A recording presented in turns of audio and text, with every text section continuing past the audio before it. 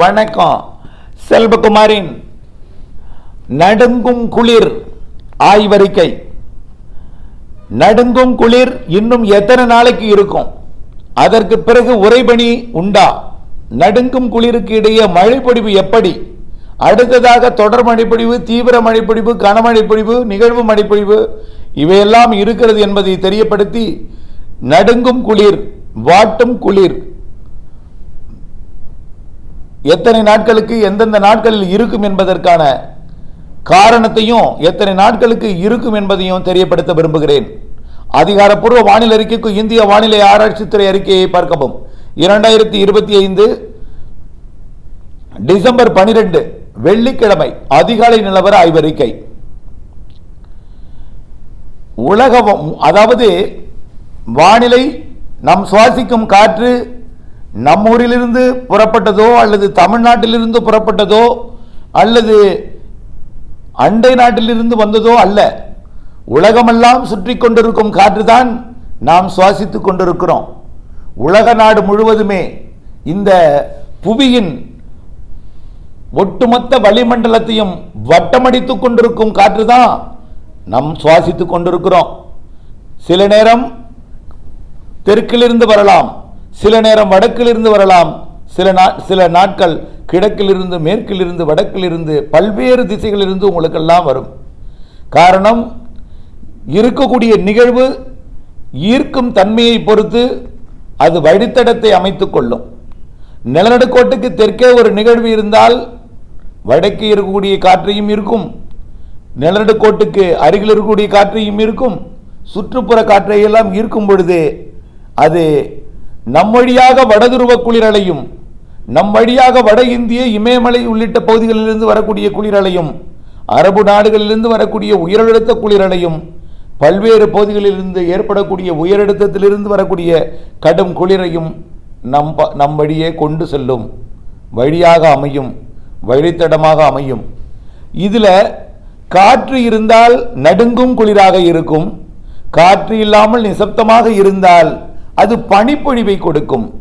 இப்பொழுது வங்கக்கடலிலே நிகழ்வு இருக்கிற காரணத்தினாலே காற்றை சுழன்று தன்பக்கம் ஈர்க்கிறது. இதன் காரணமாக சுற்றுப்புற காற்றை ஈர்க்கும் பொழுது அது சாதாரண குளிராக இல்லாமல் நடுங்கும் குளிரை கொடுக்கிறது. உதாரணத்திற்கு, நீங்கள் ஹேர் ட்ரையர் இருக்கும், அதாவது ப்ளோயர்லாம் இருக்கும், காற்றை ஊதும் பொழுது வரும் வழியில் அது குளிர் வெப்பமான பகுதி வழியாக அந்த காற்று வந்தால் அனல் காற்றாக வரும். அதாவது ஒரு ஸ்ப்ரிங் சூடாகும், தலைக்கு ஹேர் ட்ரையர் போடும்போது, அதாவது நம்முடைய சூடுபடுத்தும் பொழுது தலையெல்லாம், அப்போ ஊதும் பொழுது காற்று வரும். காற்றுக்கு முன்னாடி ஒரு ஸ்ப்ரிங் வெப்பமடைந்து கொண்டிருக்கும். அந்த வெப்பமடைந்த ஸ்ப்ரிங் மீது படும்பொழுது அந்த காற்று என்னாகும்? வெப்பமடைந்த காற்றாக வரும். அதே போல தான் காற்று ஒரு குளிர்ந்த பகுதி வழியாக வரும் பொழுது, அதான் ஏர் கண்டிஷன், குளிர்விக்கும் பகுதி வழியாக ஊதும் பொழுது, அதாவது ஐஸாக இருக்கும் பகுதி வழியாக ஊறும் பொழுது குளிர்ச்சியான காற்றாக வரும். இதே தான் வட இந்திய நிலப்பகுதிகளிலையும் வட இந்திய இமயமலை ஒட்டிய பகுதிகளிலையும் தற்போது குளிர் நிலவுகிறது, நம்மை விட கூடுதல் குளிராக. இதற்கு காரணம், இமயமலை வழியாக இமயமலை சுற்று வட்டாரம் மற்றும் சீனா, அண்டை நாடாம் பாகிஸ்தானோட வடக்கு பகுதி, ஆப்கானிஸ்தான் வடக்கு பகுதி, அதனையும் தாண்டி பல்வேறு வடதுருவ நாடுகள் வழியாக இந்த குளிர்காற்று நம்மை வந்தடைகிறது. அதே போல மியான்மர் வழியாக வரக்கூடிய குளிர்காற்றும் வங்கக்கடலில் இறங்கி அது ஆந்திர பிரதேசம் மற்றும் தமிழ்நாடு வழியாகவும் இந்த நிகழ்விற்கு தென்கோடி மாவட்டங்கள் வழியாக, டெல்டா மாவட்டங்கள் வழியாக தெற்கு நோக்கி பயணிக்கிறது. ஒரு நிகழ்வு இருப்பிடத்தை பொறுத்து காற்றை குவிக்கும் வழித்தடம் மாறி மாறி அமையும். நகர்ந்து விட்டால் நம்முடைய வரக்கூடிய குளிரோட அளவு குறையும், நெருங்கி வந்தால் குளிர் கூடுதலாக இருக்கும், மேற்கு நோக்கி நகர்ந்தால் கேரளாவிற்கும் கூடுதல் குளிரை கொடுக்கும். ஆகவே இப்படி இருக்கும் இடத்தை பொறுத்து குளிரோட சதவீதம் கூடும், குளிரோட அளவு கூடும். அதே நேரத்தில் வெப்பமான பகுதி வழியாக வந்தால் குளிர் வெப்பமடைந்து வரும், பிறகு அனலாகவும் வரும், அதிக வெப்பமான பகுதியாக இருந்தால். இதுதான் காரணம். இப்போ நிகழ்வு இலங்கை அருகே இருக்கிறது, சுற்றுப்புற காற்றையெல்லாம் ஈர்க்கிறது, மியான்மர் காற்றையும் ஈர்க்கிறது, அந்தமான் காற்றையும் ஈர்க்கிறது, சுமத்ரா தீவு காற்றும் இருக்கிறது. நிலநடுக்கோட்டு இந்திய பெருங்கடல் காற்றை ஈர்க்க முடியவில்லை. காரணம், அங்கே ஒரு நிகழ்வு இருக்கிறது. அது வட இந்திய குளிரலையை குமரி வழியாக அதுவும் இருக்கிறது. ஆக 2 சிஸ்டம் தெற்கு நோக்கி இருக்கிற காரணத்தினாலே இமயமலையிலிருந்தும் வட இந்திய நிலப்பகுதியிலிருந்தும் அரபு நாடுகள் பகுதியில் இருந்தோம், மியான்மர் பகுதியில் இருந்தோம், சீன பகுதியில் இருந்தோம், வடக்கே இருக்கக்கூடிய குளிர்காற்றை இருக்கிற காரணத்தினாலே நம்மூர் வழியாக தமிழ்நாடு வழியாக தெற்கு நோக்கி பயணிக்கிற காரணத்தினாலே நிகழ்வு வலுவாக இருக்கிற காரணத்தினாலே கொஞ்சம் அப்படியே குளிர் அலையை கொடுக்கிறது, குளிரை கொடுக்கிறது. இவையெல்லாம் தொடர்ந்து இருந்து கொண்டிருக்கும். இருந்தாலும் வரக்கூடிய 16, 17, 18 3 நாளும் கிழக்கு காற்று இந்த குளிரை பின்னுக்கு தள்ளும் சக்தி பெற்றிருக்கும். ஆகவே குளிரை ஈர்க்கும் சக்தியும் கொஞ்சம் குறையும். அதாவது தென்னரைக்கோள நிகழ்வு சற்று விலகிவிடும் அந்த 16, 17, 18 தேதிகளில். இதன் காரணமா கிழக்கு காற்று நன்றாக ஊடுருவி குளிர் இருக்கும் இடத்துல வெப்ப நீராவி உள்ளே வந்து மழை பொழிவை ஏற்படுத்தும். அப்படி இருந்த போதிலும் கிருஷ்ணகிரி மற்றும் தருமபுரி மற்றும் கர்நாடக பகுதி, ஆந்திர பிரதேச எல்லையோர மாவட்டங்களுக்கு கொஞ்சம் குளிர் இருக்கும். போராடி முன்னேறி உள்ளே மழை பொழிவை கொண்டு வரும் பொழுது இந்த ஆந்திர பிரதேச கர்நாடகாவிற்கு குளிர் இருந்து கொண்டுதான் இருக்கும். அதன் எல்லையோர மாவட்டங்களுக்கு கொஞ்சம் குளிர் குறைவாக இருக்கும், கொஞ்சம் மழை பொழிவை கொடுக்கும், நனைக்கும் மழை, தூறல் மழையை கொடுக்கும்.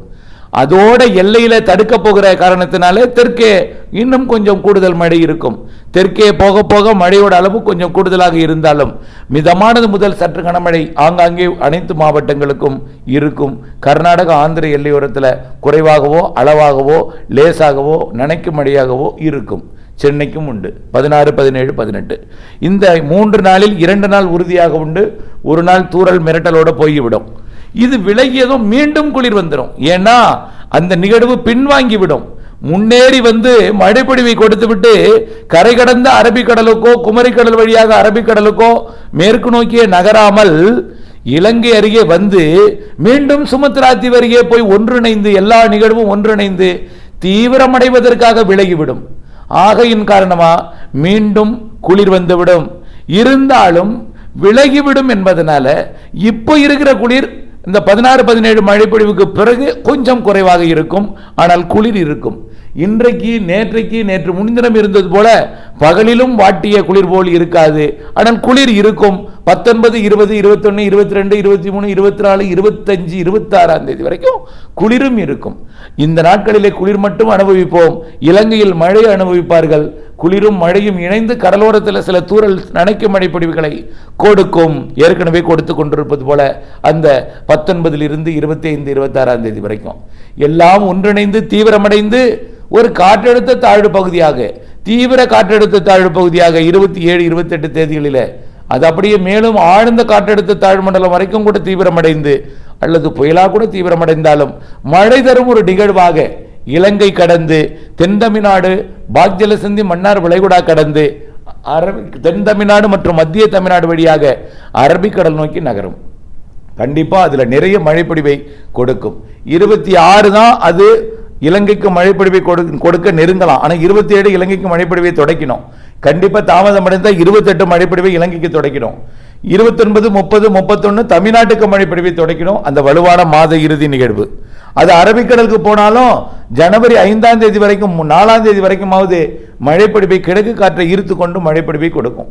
அதற்கு பின்னாடியே இன்னொரு நிகழ்வு சிங்கப்பூர் மலேசியாவிற்கு வந்து அப்படியே அதுவும் பொங்கலுக்கு மழைப்பொழிவை கொடுப்பதற்கு 9, 10 தேதியிலிருந்து 15ஆம் தேதி 16ஆம் தேதி வரை பொங்கலுக்கு மழைப்பொழிவை கொடுக்கும் வகையில் அதுவும் தென் தமிழ்நாடு இலங்கை கடந்து அரபிக்கடல் நோக்கி நகரும். ஆக பொங்கலுக்கும் பொங்கல் வைக்க முடியாத அளவிற்கு மழை இருக்கிறது என்பதையும் தெரியப்படுத்த விரும்புகிறேன். வெளியில பொங்கல் வைக்க முடியாத அளவிற்கு இருந்தாலும் ஷெட்டு போட்டு வச்சு தான் ஆகுங்க. மழை இருக்கிறது பொங்கலுக்கு என்பதையும் தெரியப்படுத்த விரும்புகிறேன். அதற்கு பிறகும் ஒரு நிகழ்வு இருக்கு. ஜனவரி 20ஆம் தேதி வாக்கில் 24ஓட அந்த மழையெல்லாம் நிறைவடைந்துடும். அதுக்கப்புறம் மழை இலங்கைக்கு மட்டும் இருக்கும். அந்த இலங்கைக்கு கொடுக்கக்கூடிய மழை தமிழ்நாட்டின் தென் மாவட்டங்களுக்கும் தென்கடலோரத்தில் தூறல் சாரலை கொடுக்கும். ஜனவரி இறுதியிலையும் பிப்ரவரி முதல் வாரத்திலையும் இலங்கையோட தென்கிழக்கு பகுதியில் பாதிக்கும் மழை பிப்ரவரியிலையும் இருக்கும். அச்சுறுத்தும் மழை பிப்ரவரியிலையும் இருக்கும். கடந்த ஆண்டு பிப்ரவரியிலையும் அணைகளை நிரப்பி உபரி நீரை அணைகளிலிருந்து திறந்துவிடப்பட்டு தாழ்வான பகுதிகளெல்லாம் வெள்ளம் சுருந்ததெல்லாம் உங்களுக்கு நினைவிருக்கும். இலங்கையோட கல்முனை சுற்று வட்டார பகுதி, தென்கிழக்கு பகுதி, தெற்கு தென்கிழக்கு பகுதியில் நிறைய மழைப்பொழிவை கொடுத்து, அதே போல் இந்த வருடமும் இருக்கும் பிப்ரவரி 15 வரை. ஆக இலங்கைக்கு பிப்ரவரி 15 வரை முன்னெச்சரிக்கை தொடரட்டும். தமிழ்நாட்டிற்கு ஜனவரி 23 வரை மழை இருக்கிறது, நம்பிக்கையுடன் இருக்கலாம். இடையில குளிர் சில நாட்கள் சொல்லியிருக்கிறேன், அந்த குளிர் விலகி மழை வரும், மீண்டும் குளிர் வரும், மீண்டும் ஒட்டுமொத்தமாக குளிர் விலகிவிடும். சில நாட்கள் மழைக்காலமாக, மீண்டும் சில நாட்கள் என்ன ஒரு 15-25 நாட்களுக்கு மழைக்காலமாக 20 நாட்களுக்கு இருக்கும். அப்பொழுது அவ்வப்பொழுது குளிர் வந்தாலும் மழை நாட்கள் தான் பெரும்பாலான நாட்களாக இருக்கும் ஜனவரியிலையும் இந்த டிசம்பர் இறுதியிலையும் என்பதையும் தெரியப்படுத்த விரும்புகிறேன். இணைந்தே இருங்கள் அப்டேட்ஸுடன். நன்றி.